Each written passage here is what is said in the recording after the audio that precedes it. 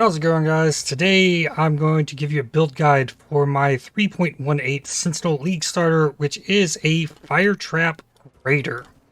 Now, first, quickly, I want to touch on what I tend to lean to as far as League starters go.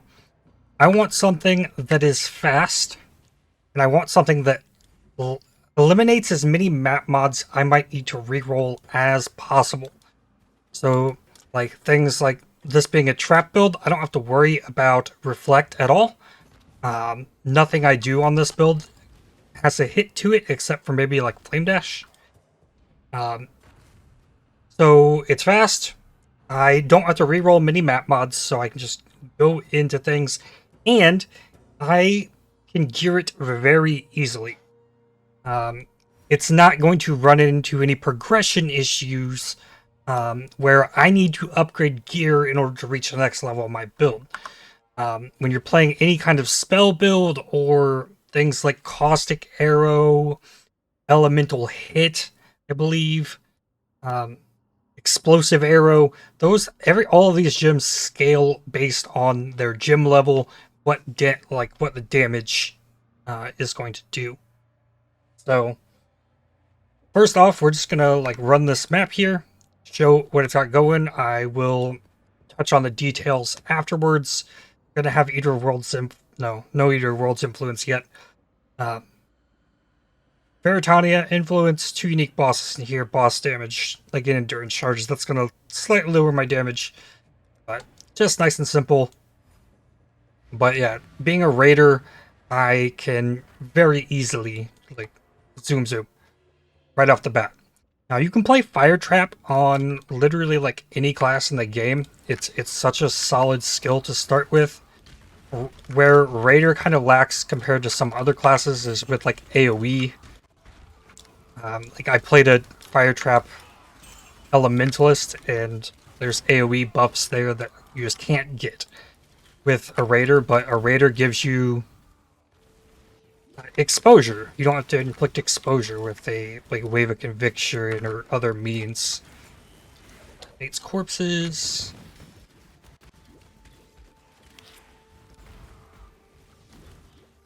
Of the map. But this character I played in the BPL League. It's currently level 98. But this character I geared in 3 days of playtime. With only being able to trade amongst 400 people, more or less. So if I can make this one on that league start, I know this can be made with relative ease on a normal league start.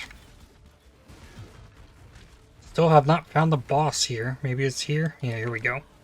There's 2 bosses here. So in order to augment boss damage, I have flamethrower traps and curses. I haven't used a curse this entire map, and it's cleared fine. Just a level 21 fire trap, and there's another boss somewhere. Hard to find this map boss. Where?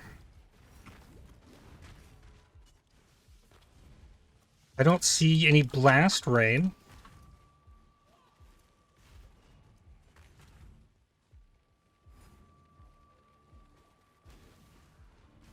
Oh, there it is.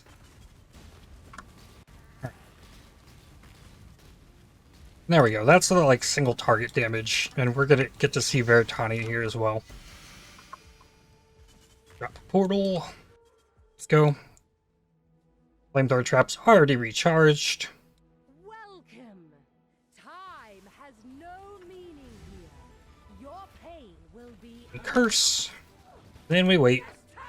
It's not min-max to its limits. This is literally just a Searing Touch, a 6 link, and a level 21 flame trap. That's really what this is. It could have better life, it could have way better damage. At this point, it's capable of getting this stuff done.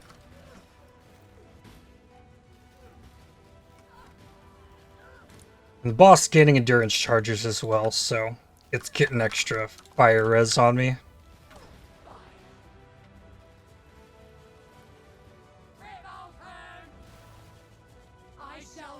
But you've likely seen this boss done with far less damage than this. There we go! In-game grinds complete. 38 challenges. My league is done. As of right now. So, I'm not going to finish clearing the map. I think I've kind of given the good gist of things. And yeah, that's what it comes down to. No matter, like, you can play Fire Trap on any class. You can play it on a Trickster easily, a Saboteur easily, Elementalist easily, a Cultist easily, Inquisitor easily, Chieftain easily. I'm doing it on a Raider. It's kind of what it comes down to. Really, all you need is a Searing Touch, a Tabula, and then Fire Trap as you level. You can level gems in your offhand. Hopefully, by the time you're getting to level 90 or so, you could get a level 21 Fire Trap without having to purchase one. When you corrupt them, and yeah, it's just really that simple. Just need the Searing Touch. The Searing Touch is not the in-game weapon for this build. This is just something to get you started. You don't need it to be 6-link, because it gives +2 level of all fire spell skill gems. So this could be in a tabula, literally, and this would work. And then in here, linked in my so-called tabula, I've got Trap and Mind damage, I have Burning damage, Controlled Destruction, Elemental Focus, and I'm using Efficacy. At the end, you could be looking at a staff that's very similar to this, but for Fire Dot. This one has +3 level of all cold spell skill gems. It's got damage over time multiplier, it has spell damage, and then additional crafted cold damage over time multiplier. So this, if everything was for fire instead of cold damage over time multiplier, cold skills, all that was fire spells, fire dot multi, all that, you just throw this in and it's an instant improvement upon the Searing Touch. So that's what you're looking for, like, to upgrade past the Searing Touch. And then I'm currently running a let me finish going over these gems. So I went over these gems. This Efficacy gets replaced with a level 4, level 3 in Power. This Elemental Focus gets replaced with Awakened Elemental Focus, which gives you +1 to socketed elemental skill gems. Awakened Burning damage at level 5 gives you +1 to socketed fire gems. And then Controlled Destruction also has an Awakened version. So just right there alone is a ton of extra damage potential for this build. So I'm currently using Cosprey's Will. Cosprey's Will is great on a Raider, as it also gives me an additional curse, and I'm applying curses to hexproof enemies. So that just makes things smoother, and I don't have to worry about hexproof maps, hexproof enemies, I don't have to worry about Mammoth never taking damage, and then I can work in, like, additional curses. So I'm cursing on this build with Flammability, Despair, and Elemental Weakness, all, like, with Bane. Bane applies all 3 of them. It's easy. It doesn't cost mana because I'm not scaling the cost of Bane at all. It's just, there you go. Cast Bane, 3 curses. I don't have to worry about any gearing to apply curses on hit. None of that. And that really gets enabled through the Cosprey's Will, and I'm building around this in quite a few ways. I don't need the poison. I really just want the hexproof, the evasion, the additional curse. And you can get that on other gear. You can get the additional curse through Hunter chest armors and whatnot. So last league, like day 5, I purchased a 6-link Cosprey's Will for 80 chaos for my cold dot build that I started with last league. I could start again this league. Nothing's changed with that. I have videos for that from last league. Literally, like, 80 chaos is a pretty nice replacement to get a 6-link Cosprey's Will. There's not many people use these. There's no life on this chest. It just has insanely high evasion rating. Now, for the rest of my gear, it's not good. This belt's pretty awful. No Stygian Vise, only a little bit of lightning res, like barely covering resistances on all my gear. This one's got life and some spell suppression. The boots have life, crafted movement speed, only 2 resistances. Nothing crazy there. Helmet, same. It's got life, tiny bit of resistances, has intelligence, which also I don't need on there. And then I spent an Exalt to craft the Fizz from hits taken as fire, and then we rolled some implicits on it with stuff. These were just made with lesser implicits, so a little bit of Fizz taken as lightning, some Fizz taken as fire, help deal with physical damage, because physical damage is always going to be the weak point on any kind of ranger build. But I have a slight way of building around that. And the last thing I haven't mentioned is Ash of the Stars. This is kind of one of the last things you work in.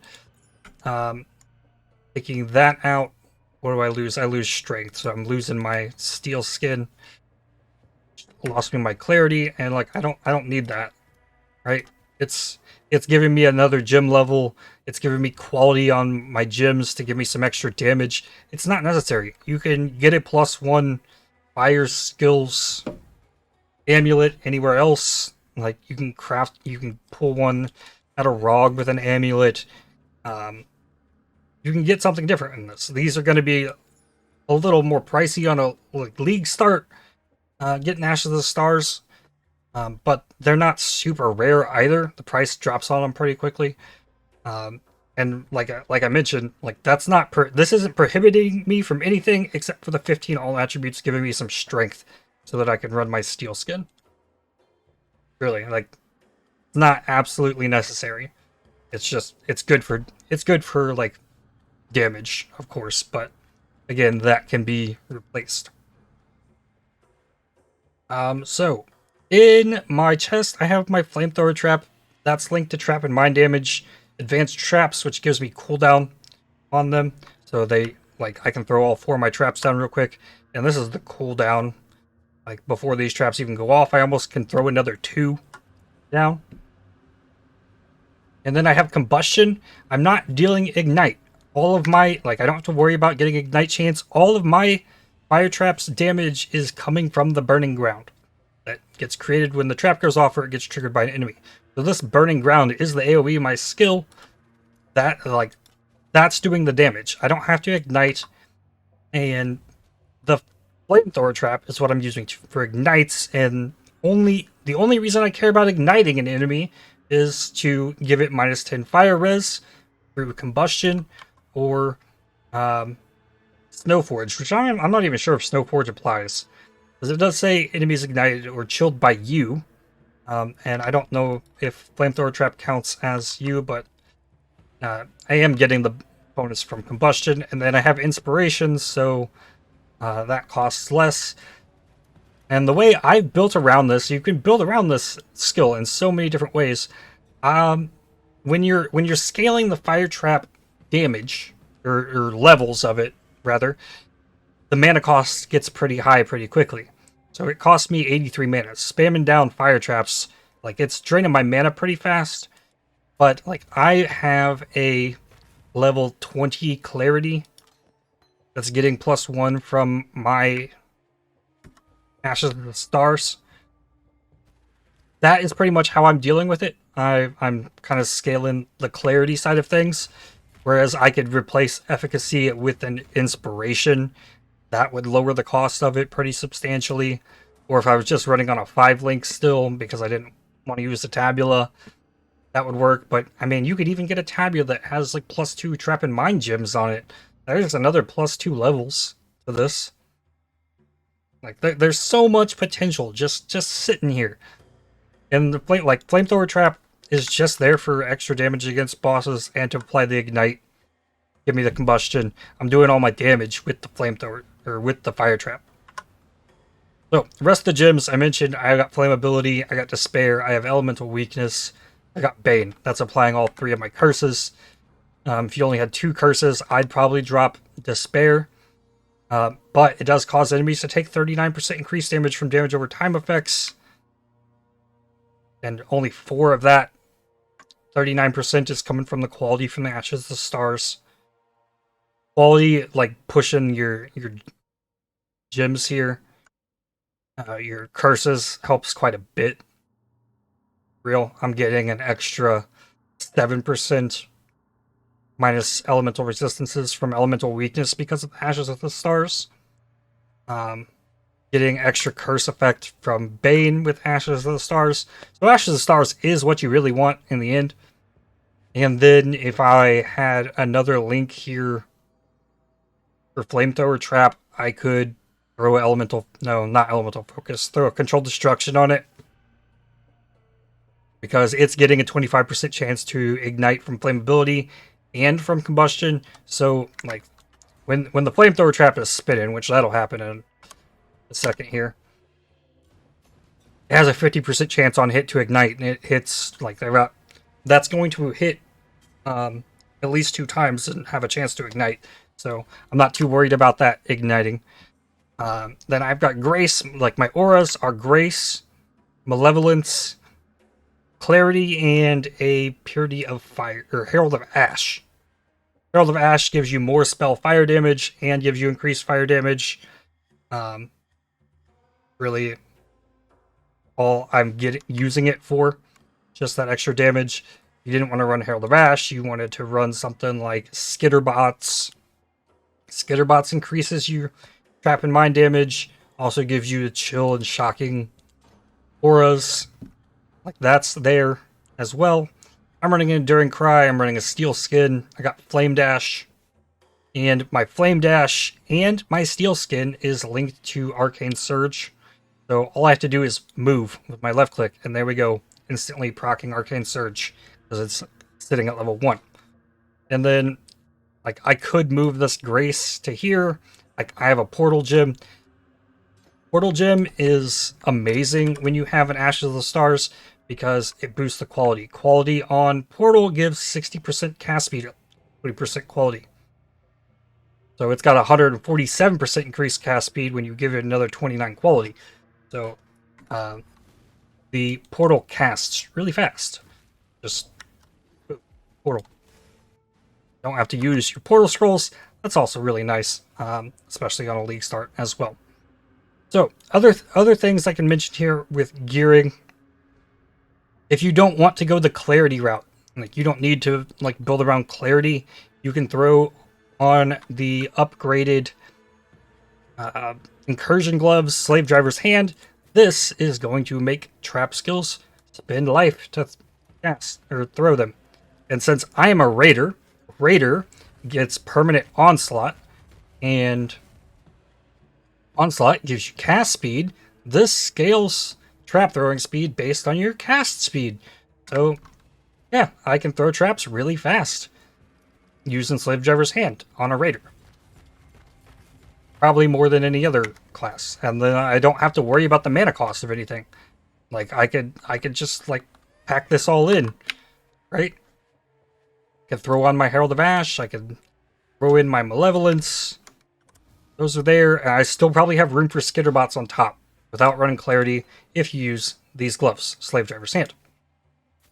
And, like, those, you have to get a vial, and you have to get a, like, upgrade in the lab, plus you need the base. These are not super cheap on the first couple days of League, but they come down over time. Not as many people play trap builds, but people do like Seismic Trap as well, and these traps are really good. Or this gloves are really good. They give you 10% chance to gain endurance for your power charges when you trigger your traps as well. So I think that's everything. Enduring Cry I'm just using for an extra life blast and endurance charges against bosses, because physical damage is the weakness of my build. But if we're looking at things in here, I've got 89% chance to evade attacks, mainly because this chest armor gives so much evasion, plus I have Grace. And then I've got 23% passive physical damage reduction from 1,844 armor. The reason I have that is from this node on the passive tree, this mastery down here, that gives you 5% of evasion rating as extra armor. So this massive evasion rating from my chest, I get a bit of that as armor. And then if I were to go back in here, look at my physical damage reduction when I use my Jade Flask and my Stibnite Flask. These give me boost to evasion rating. It's going to raise my physical damage reduction from 23% to 33%. Now I've got 3,000 armor before my Granite Flask that gets me to 48. And then, like, like almost 60,000 evasion rating with all that up. It's pretty solid. So I have some physical damage reduction through armor, plus 3 endurance charges if I were using Enduring Cry. So a lot can be improved here. So let's first, before I forget, it's easy to forget Pantheons. I am using Soul of Arc Holly. This is giving me reduced damage taken from damage over time. And I upgraded it to give me Chaos Res against damage over time, because Chaos Resistance is where I'm lacking on this build that was literally built in over the course of 3 or 4 days. My played time on this, 3 days, 6 hours.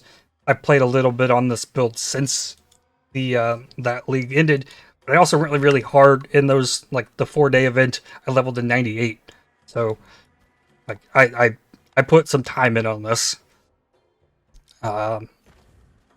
What else we got? Yeah, let's go over passive tree. Starting with the Ascendancy. So Ascendancy here, I would start by getting Rapid Assault. This gives you Onslaught permanently. You don't have to get Onslaught on kill or anything, but you're not getting Onslaught on kill with traps anyways. So this gives you Onslaught without having to use an Onslaught Flask. And then, like, what you do next is up to you. You can go for the speed by getting Avatar of the Chase. This doubles your Onslaught effect and gives you extra chance to evade. So more chance to evade attacks. It's pretty huge. But getting Quartz Infusion gives you phasing permanently. You just run through enemies. You don't need a Quartz Flask for phasing. You can just run through enemies. This gets you big, like, started on spell suppression. And then beyond that is Avatar the Veil, which gives you a 50% chance to avoid elemental ailments and causes exposure on nearby enemies, applying minus 20 to those resistances. So with this, like, I'm just passively applying exposure. So I'm getting a damage buff by playing Raider on any elemental, like, build, right? And you can kind of, with that, like, kind of use this build as a kind of curse bot, especially with Osprey's Will. I'm applying 3 curses, right? I can apply them to hexproof enemies. I'm applying exposure just passively if I'm running with another player, and like person stuff. You could play this build as a support build, even. Crazy. And yeah, that's the Ascendancy. This 50% chance to avoid elemental ailments is really nice, because, like, I'll go through the whole tree, but if you come down here and you get these nodes here, this is all chance to avoid elemental ailments. It gives you 20 in total from there. And then if you get these nodes, this is 10% chance to avoid elemental ailments, and this is 20% chance. So that's 10, 20, 50. So that's all elemental ailments. You're immune to Brittle, you're immune to Scorch, you're immune to Sap as well, just by playing an Elementalist. So if you were to just, like, get the chance to avoid Ignite here, the chance to avoid Shock, chance to avoid Chill and Freeze, to get, if you could do that without getting these nodes, you could get your ailment immunity here, but you're still going to be prone to Brittle, Sap, Scorch. So if you do things this way and get the ailment immunity like this, or if you play with a wand and a shield or scepter shield combo, you can get this 30% ailment immunity on a shield as well. Alright, so I leveled this build starting as, like, Caustic Arrow. I have a Caustic Arrow into Cold Dot from last league, like, full leveling guide all the way up to, like, Act 9 or so. So I probably just played Stick Arrow until I could, like, comfortably switch into Cold Dot, or like or the Fire Dot when I got a Tabula or something. But mid-max, like, figuring the tree out, I still have this Primal Spirit node because it gives me mana, more so because it gives me 20 strength if I took this off. Oh no, I need that strength. Got a strapped for strength on this build because, like, this gear is not great, for real. So here we're getting Charisma, mana reservation efficiency of skills, along with the mastery. Coming over here, you get Revenge of the Hunted, so you can get the Grace Mana Reservation efficiency. You don't have to get these here. You can get that node here instead. This is also like more evasion rating and spell suppression on these nodes. But these also give you life, so it's pretty useful. Here, Master Sapper gives you trap damage on these. Trap throwing speed, trap damage. But it gives you 15% chance to gain a frenzy charge when your trap is triggered by an enemy. So if you're throwing traps at an enemy, you're going to have passive frenzy charge generation as well. So the mastery I took here is increased trap trigger area of effect.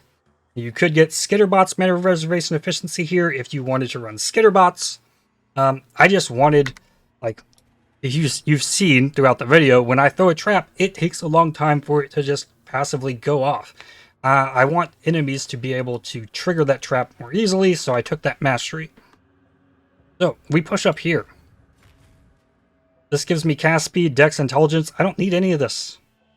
It's just a connector, so I can get entropy, increasing damage over time, and skill effect duration. Increasing skill effect duration means the burning ground lasts longer. It gives me more coverage of things. And I really pushed skill effect duration on this. It also increases the duration of the flamethrower traps. That's why they last so long. Entropy is just part of that. So here I'm getting life. This 20 strength is necessary. Up here, this gives you damage. This bottom path here gives you elemental focus. This is just damage, as well as Saboteur here. This is 30% trap damage. I took the right side of it for the damage because I don't really care about the throwing speed. Like, I just need the trap to go off and then it covers the whole thing. I don't need to trigger lots of traps. So we don't need the cast speed or the throw speed. This is damage, mana recovery rate, and then I'm coming down here. I'm getting Mind Drinker. Mind Drinker, I need some mana node somewhere so that I can get Clarity as increased mana reservation efficiency. Without this, still fine. It saves me 70 mana. I can still recover the mana because of the Clarity. It's okay. I just can't throw traps quite as quickly. And I prefer to have the extra mana. I could also lower the mana cost of skills here instead. 10%, that's like -8 on the cost. So, but this also recovers 2% of mana on kill. This really like gets you out of a mana flask, which is nice. Moving onward, up here, growth and decay. This is your damage over time multiplier. You can take the regen side if you want it to be safer. You can take a mastery here, get increased skill effect duration there as well. Less damage taken from damage over time, possibly there as well. But I'm taking Leaf Shade. I'm taking 50% less damage over time if I've started taking damage over time recently. So Ignites, which aren't like poison, can affect me. Burning Ground can affect me. Like the Maven degen is really what that node is for. You can fight Maven. Bleeds, you have more time to react to, but Steel Skin removes bleeds. And with the Pantheon, I'm stacking this for chaos resistance to deal with poisons. This makes ailments on you, increases the duration of them. But with Steel Skin, we're immune to bleed. On the Life Flask, we're immune to bleed. We're immune to Ignites, we're immune to Scorch, we're immune to Chill, we're immune to Frozen, we're immune to Brittle, we're immune to Shock, we're immune to Sapped, and then we have Poison. So it's increased the duration of poison, but we've got 41% chaos resistance against damage over time. So that's against poison damage, and you could have a flask that removes poison if you really needed it. Up here, Elemental Mastery.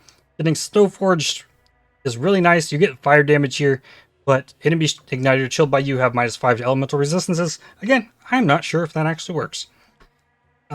15 all res here. Help my like terrible gearing. Like ideally you don't need this 15 all res because you have better gear eventually, better resistances on things. But I need that for resistances. Taking up here to Instinct. That gives me like finishes off my spell suppression. that I didn't get from any gear, which I have a little bit on the gloves. I'm coming across here for some spell suppression as well. And, like, I'm not coming down here for innervate or inveterate to get spell suppression. So the last little bit I needed was here, and since my helmet has evasion, my gloves have evasion, and my boots have evasion, I could take this mastery here that gives me another 10% if my belts, helmet, and gloves have evasion. So extra mastery there if you need it. Then I take Written in Blood, 10% 10 strength. I needed that. It's really only so I could level up my steel skin and my enduring cry. I really don't need it that bad. But I like my steel skin. I like my enduring cry. Further up here. Haste Reconstruction. This is one of the last things I took. This gives me one additional use of the flamethrower trap. Gets me access to another trap mastery if I needed it. And also has like really high cooldown recovery for traps. So my flamethrower traps, like that helps with their cooldown on them. So that gets them up really quickly. Just to have that extra damage against bosses, because once my fire trap is down, what else do? I don't need to throw another fire trap until the fire trap degen goes away. So that's where we throw down these traps, and then we can throw another fire trap. Simple enough. From up here, getting more effect of auras, more mana reservation efficiency. I didn't even take the mastery here that gives me increased aura effect. Auras from your skills have 15% increased effect on you. That's something that could boost my evasion rating, boost my damage from malevolence, boost the effect of my clarity. That's there. Taking the right side to get to Whispers of Doom. Another 10% effect of my curses, which 10% effect of a Match of the Stars boosted elemental weakness is -5 resistance. That's not nothing. So I get the additional curse there. Alright, and that's this whole top wing of the tree. Everything else branches off to the left. I get a jewel socket here. This has fire dot multi, burning damage. I don't have life on this jewel. I should have life on this jewel, but like it was a very limited pirate league for this. Coming down here, I've got profane chemistry. This increases the effect of my life flasks. Increased effect as well. That's why I'm using the Eternal Flask. Boosting the Eternal Flask 30% of 2,496 life is a lot of extra life recovery out of there. So it's pretty helpful. I mean, it's 50% with all the nodes, as well as extra life. But I got these skill effect duration nodes. That's increasing the skill effect duration, as well as more skill effect duration with the mastery. So that's why my Fire Trap Burning Ground lasts so long. It's because I scaled the duration on it. There's a Helm Enchant for Fire Trap duration. Anomalous Fire Trap also has quality that gives it increased duration. So there's other ways you can like scale your duration that's not through these passives. If you're playing on another Ascendancy, getting 10 all-res from Sentinel, getting these valuable strength nodes on my way to the Scion Life Wheel, which if I was like completely like min-maxing damage, of course I wouldn't have these extra life nodes, but I was trying to level on this build, so I got that. Push down here, another jewel socket. This one has Corrupting Blood, cannot be inflicted on you. I don't technically need this. I could get Corrupting Blood, cannot be inflicted on you with this mastery right here that I already mentioned with Crystal Skin. And then I got Beef because I need that strength. And then there is like the cornerstone to using an evasion build with Cosprey's Will. It's getting this 5% of evasion rating as extra armor. So there, like I mentioned, there's a lot more you could do to scale this build further, but this is the like basis of things. Dexterity could provide no bonus to evasion rating. I could get spell suppression just taking this. I've got 257. Dividing that by 15, it's like what, 12, 13 maybe? Spell suppression. Could be higher. I don't know. That's math. Yeah, something like that. Probably like 16. Spell suppression here. If you didn't want to take these nodes, but the recovering 50 ES when you suppress spell damage is also pretty OP, if I'm being honest. So there we go. There's the build. Like, if you're lower level, here's 1, 2, 3, 4, 5 passives that just spec into life. Those were probably like the last 4 passives. That puts this build down to level 94. And yeah, then again, like it really comes down to a 6-link, which could be a tabula, level 21 fire trap. That's all you need. Really all you need. Any class can do that. Or you, like, especially, well, you throw on the Searing Touch. Searing Touch is lots of fire damage, lots of dot multi, +2 of all fire spell skill gems. Doesn't need to be linked. Easy build. I'll probably do, like, upload one of the better leveling practice to play a Raider 2 getting to using Fire Trap. Because this is what I'm doing for my league start. But yeah, play Fire Trap. It's going to be good. Lots of people are going to be playing Detonate Dead. Lots of people are going to be playing Element or Explosive Arrow. Lots of people are going to be playing Seismic Trap. Fire Trap is kind of underneath those in terms of, like, raw damage potential, so it'll be a little bit cheaper to get this one going than some of those others. I tend to want to avoid what the most people are going to be playing because I'm not going to be fighting over gear with 100,000 other people that are all playing the same build. Fire Trap, like you could have a +2. Like, you could just skip that and get a +3 staff or something. But you want to try. You will want on a league start to try and level fire traps in your offhand and corrupt them to make a level 21 fire trap yourself if you can. Level 21 fire traps are going to be expensive on a league start because people will be playing fire trap. The skill scales very well, and people are going to want those level 21 fire traps. So that is going to do it for me for today. I'd like to thank you for watching. Hit the like button if you enjoyed the video. Subscribe to make sure you don't miss more videos from me. I do like to try and upload, like, vlog-like daily updates on my progress through the league.